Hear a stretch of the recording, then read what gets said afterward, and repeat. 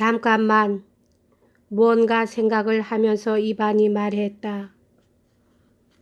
그럼 도는 어떻게 된 거냐? 만일 아버지가 너한테만 도를 열어주었다면 그 전에 어떻게 그리고리가 문이 열려있는 것을 보았을까?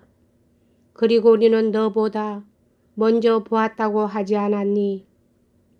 이상하게도 이반은 조금 전과는 아주 딴판으로 조금도 노기가 깃들지 않은 매우 부드러운 목소리로 이렇게 물었다. 그래서 만일 이때 누가 문을 열고 문지방에 서서 두 사람을 바라보았다면 두 사람이 무언가 예사로운 재미있는 문제를 가지고 의좋게 이야기를 나누고 있는 중이라고 생각했을 것이다.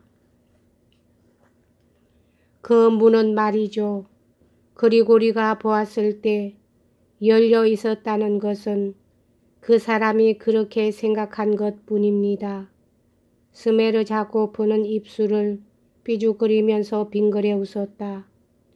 도대체가 그 사람은 인간이 아닙니다. 것에 당한 완고한 말이죠. 본 것이 아니라 다만 본 듯이 느꼈을 뿐인데 한번 그렇다고 우기기 시작하면 절대로 후퇴하지 않습니다. 그 사람이 그런 생각을 하게 되었다는 것은 우리들로 봐서는 아주 다행스러운 일이죠. 왜냐하면 그렇게 되면 싫건 좋건 드미트리 님에게 죄가 돌아가고 말 테니까요. 아니 가만.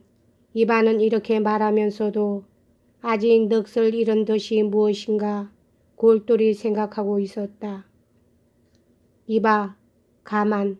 난 아직도 무언가 너한테 물어볼 일이 많았는데 잊어버렸다. 머릿속이 혼돈이 돼서 자꾸 잊어버리는군. 참 그렇지. 이 설명도 좀 해다오. 왜 너는 빈 봉투를 마룻바닥에 던져 놓았나? 왜 봉투째로 그냥 들고 나가지 않았지? 내가 이 봉투 얘기를 하고 있을 때는 그렇게 안 할 수 없었겠지 하는 생각이 들었었는데 어째서 그래야만 했던가? 난 암만 생각해도 알 수가 없어.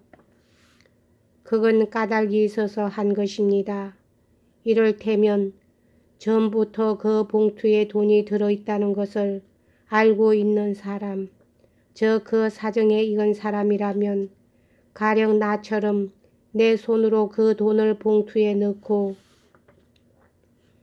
주인님이 봉인을 해서 피봉에 글씨를 써놓는 것을 직접 눈으로 본 사람이라면 가령 그 사람이 주인님을 죽였다 해도 죽인 뒤에 그 봉투를 뜯어볼까요?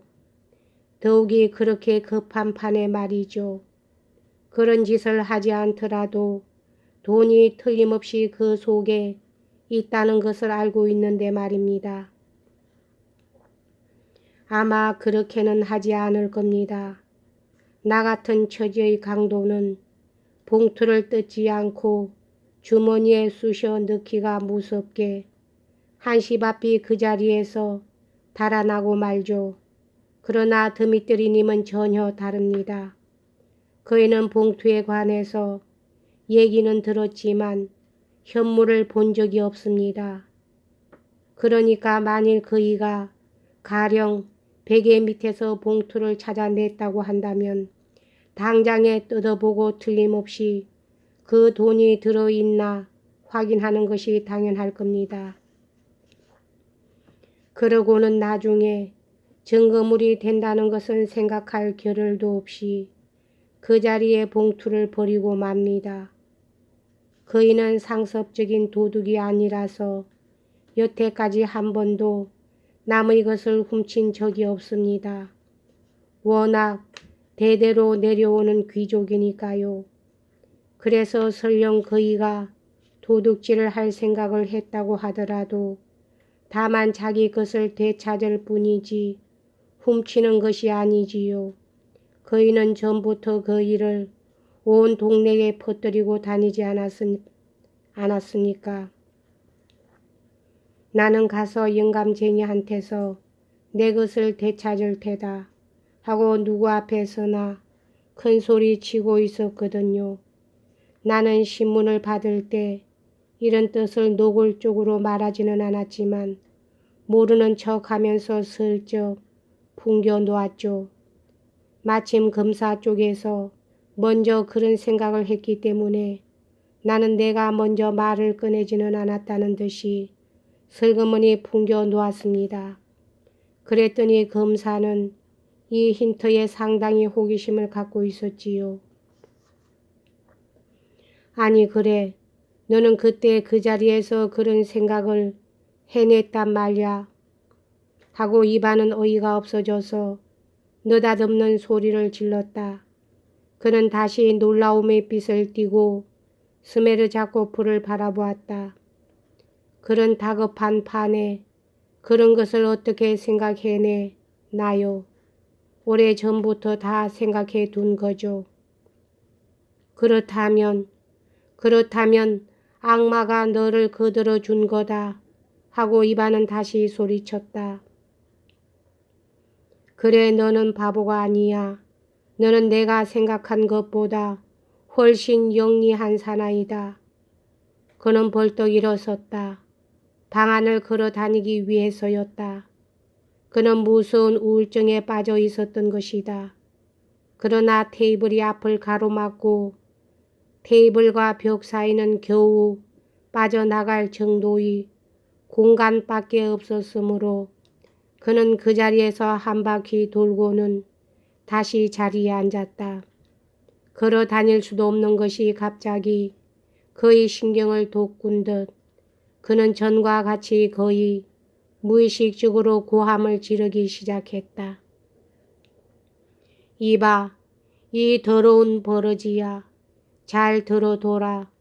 너는 모를 테지만 내가 여태까지 널 죽여버리지 않은 것은 다만 널 살려뒀다가 내일 법정에서 해명을 시킬 생각으로 그런 거야. 하느님이 보고 계신다.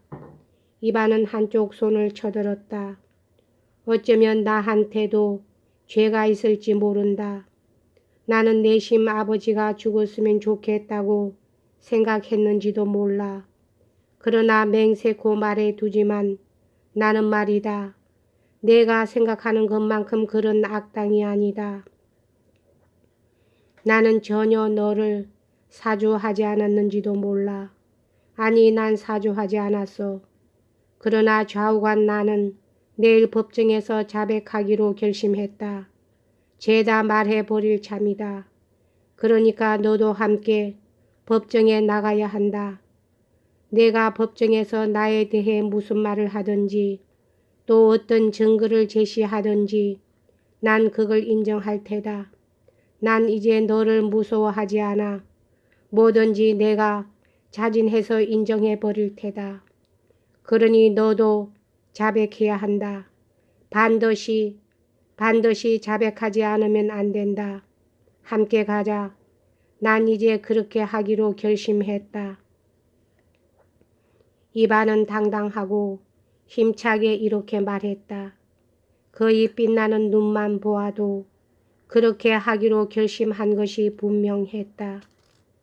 도련님은 편찮으신가 봐요. 대단히 심한가 본데요. 눈빛이 아주 누렇습니다. 하고 스메르 자코프는 말했으나 그 말에는 조금도 비웃는 투가 없고 마치 동정이라도 하는 것 같았다. 같이 가야 한다 하고 이반은 되풀이했다.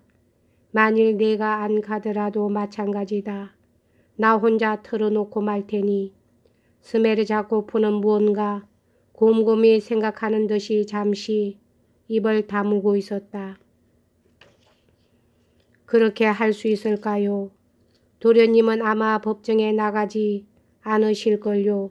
이어코 그는 단호하게 말했다. 넌 나라는 인간을 몰라. 이반은 책망하듯 소리쳤다. 하지만 도련님, 죄다 털어놓아 버리면 몹시 창피해서 못 견디게 됩니다. 그리고 첫째, 아무런 도움도 되지 않아요. 나는 서슴지 않고 이렇게 말할 겁니다. 저는 그런 말을 한마디도 한 적이 없습니다. 도련님은 병 탓인지 암만 해도 그런 것 같은데요. 아니면 자신을 희생해서라도 형님을 살리고 싶은 동정 때문인지 저한테 생트집을 잡고 계십니다. 도련님은 언제나 나 같은 사람을 팔이나 등의 점으로밖에 여기시지 않으니까요. 하고 말입니다. 그래 내가 이렇게 말하면 누가 도련님 말을 고지 듣지요. 또 어떤 증거가 있나요? 닥쳐. 지금 내가 이 돈을 내게 보인 것은 물론 나를 납득시키려고 그런 거지. 스메르자코프는 지폐 뭉치 위에서 이사크 시린의 책을 집어 옆에 놓았다. 이 돈을 가져가십시오. 스메르자코프는 한숨을 쉬었다. 물론 가져가지. 그런데 너는 이 돈 때문에 사람을 죽여놓고 어째서 쉽게 예사로 나한테 주나. 이반은 매우 놀라운 듯이 스메르자코프를 바라보았다. 그런 돈은 이제 나에게 전혀 필요가 없습니다. 스메르자코프는 한쪽 손을 흔들면서 떨리는 소리로 말했다. 처음 나는 이 돈을 갖고 모스크바나 아니면 차라리 외국이라도 가서 인간다운 생활을 시작해 보자는 꿈을 꾸었지요. 그것도 그 무슨 짓을 해도 괜찮다 해서 온 것이죠. 바로 도련님이 가르쳐 준 것입니다. 그 무렵 나한테 몇 번이나 말하지 않았습니까? 만일 영원한 하느님이 없다면 선행이란 것도 없을 것이고 또 필요도 없을 것이다. 그 말이죠. 정말 그건 도련님 말씀대로입니다. 그래서 나도 그런 생각을 했던 것입니다. 자기 자신의 머리로 생각해낸 거겠지. 이반은 일그러진 웃음을 씩 웃었다. 도련님의 지시를 따랐지요. 그러나 돈을 돌려주는 것을 보니 이젠 하느님을 믿는 모양이구나. 아니요, 믿지 않습니다. 스메르자코프는 속삭였다. 그럼 왜 돌려주나? 그만합시다. 별거 아니니까요. 스메르자코프는 또 손을 흔들었다. 도련님은 그때 늘 입버릇처럼 무슨 짓을 해도 상관없다고 말했었는데 그런 도련님이 지금은 왜 그리 떠시나요? 더욱이 자백하러 간다는 결심까지 다 하고 하지만 아무 소용없어요. 도련님은 결코 자백하러 가지 않을 거예요. 스메르자코프는 아예 그렇게 하기로 결정이라도 한 듯이 다시 이렇게 단호히 말했다. 여기까지 하겠습니다.